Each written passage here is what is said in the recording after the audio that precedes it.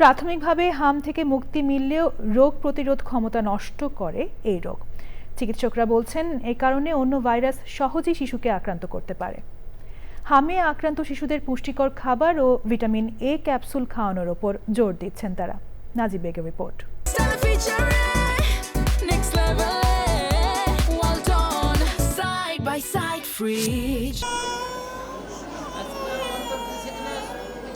হামের প্রকোপে বিভিন্ন হাসপাতালের চিত্রও এমন।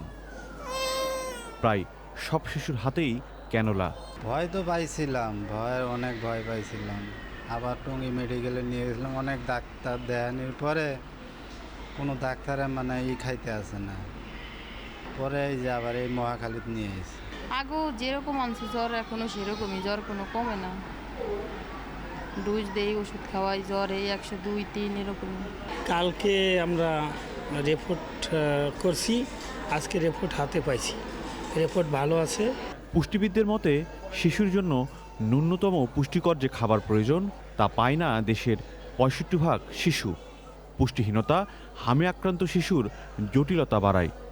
হামে আক্রান্ত হলে শিশুর শরীরে ভিটামিন এ, প্রোটিন এবং জিঙ্কের ক্ষয় হয়।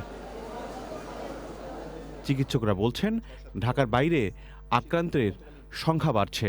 হাম ভাইরাস একটা ইউনিক একটা সমস্যা হচ্ছে, সে রোগীর রোগ প্রতিরোধ ক্ষমতাকে প্রায় নষ্ট করে ফেলে।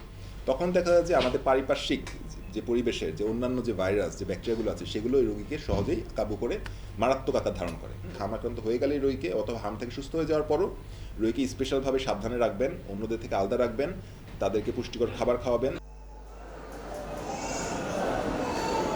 চিকিৎসকরা বলছেন মায়ের হামের টিকা না দেয়া থাকায় 9 মাসের কম বয়সী অনেক শিশু হামে আক্রান্ত হচ্ছে।